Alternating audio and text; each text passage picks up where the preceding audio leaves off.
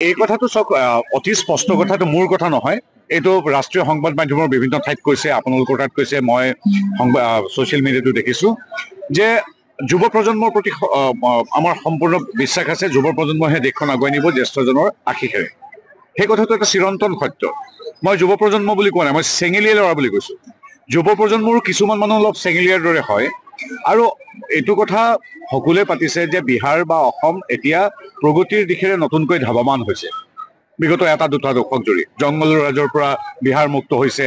দুৰ্নীতি, ভ্ৰষ্টাচাৰ, হিংসা, সন্ত্ৰাস, বোমা বিস্ফোৰণ, অসম বন্ধ এইবিলাকৰ পৰা মুক্ত হৈ আজি দেশত ছেমি কণ্ডাক্টৰ, 1.5 লাখ চাকৰি, গড় হত্যা ৰোধ এইবিলাকৰ পৰা আদি কৰি বিনিয়োগ, এনেধৰণে প্ৰগতিৰ মুখ দেখিছে ডক্টৰ হিমন্ত বিশ্ব শৰ্মা দেৱৰ নেতৃত্বত ইয়াত বা নীতিশ কুমাৰ মিত্ৰজোঁটৰ নেতৃত্বত বিহাৰত। গতিকে এনেধৰণৰ দুখন প্ৰগতিশীল ৰাজ্য, লগতে আমাৰ অসমত মানৰ আক্ৰমণৰ পৰা বৰ ভূঁইকঁপৰ পৰা আলফা, আমাৰ অসম আন্দোলন, বিভিন্ন আন্দোলন, সংগ্ৰাম, সংঘাত ইত্যাদিৰ পিছত অসমখন আকৌ বা বিহাৰখন এতিয়া ধুনীয়াকৈ আগুৱাই গৈছে।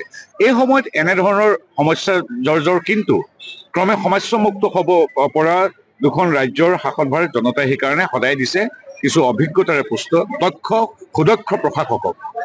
গতিকে এনে দুখন ৰাজ্য চলাবলৈতো আৰু ৰাইজে চেঙেলীয়াৰ ল'ৰাক নিদিয়ে। সেই কথাটো চিৰন্তন সত্যৰ চৰ্বিৰ কাৰণে মই কালি কৈছোঁ। আৰু এই কথাটো মোৰ কথা নহয়, অকল বিহাৰৰ মানুহে কৈছে যে আৰে তেজস্বী যাদৱৰ নিচিনা এটা ভাল লাগে, ভাষণ শুনি ভাল লাগে, যিদৰে গৌৰৱ গগৈ ইংৰাজী শুনি ভাল লাগে। ভাষণ আৰু ইংৰাজীতটো ৰাজ্য নচলে।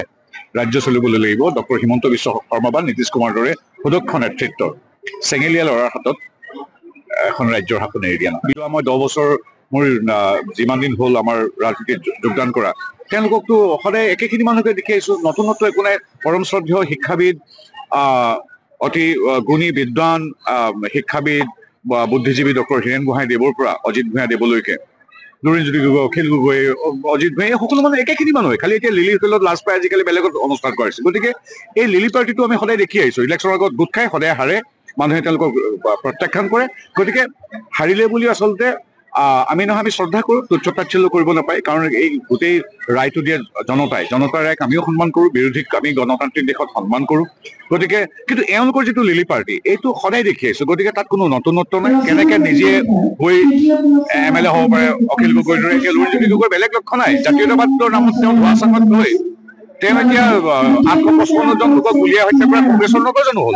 তেওঁ এতিয়া আমাক আৰু জয় অসম বুলি কৈ জাতীয়তাবাদৰ ভাত গেলে নহ'ব। গতিকে এইবিলাক লক্ষ্য মুঠতে যেনে তেনে নিজৰ আসনখন কেনেবাকে ভৰি হাতে ধৰি গান্ধী বাদ্ৰা পৰিয়াল বা আমাৰ কি কয় গৌৰৱ গগৈ, ৰকিবুল হুছেইনহঁতক ভৰি হাতে ধৰি যদি চিট এটা যেন তেনে ল'ব পাৰি, সেইটো বাহিৰে একো লক্ষ্য নাই।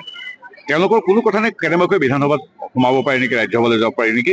গতিকে তেনেধৰণৰ গোট আমি সদায় দেখি আহিছোঁ, ৰাজ্যে প্ৰত্যাখ্যান কৰি আছে। এতিয়া আৰু সেই লিলি পাৰ্টিৰ ওপৰত কাৰো বিশ্বাস নাই। বিগত প্ৰত্যেকটো নিৰ্বাচনত তেওঁলোকক মানুহে ৰিজেক্ট কৰিছে। এতিয়া লাগে অসমখন আগুৱাই নিবৰ কাৰণে এক শক্তিশালী সুদক্ষ নেতৃত্বৰ।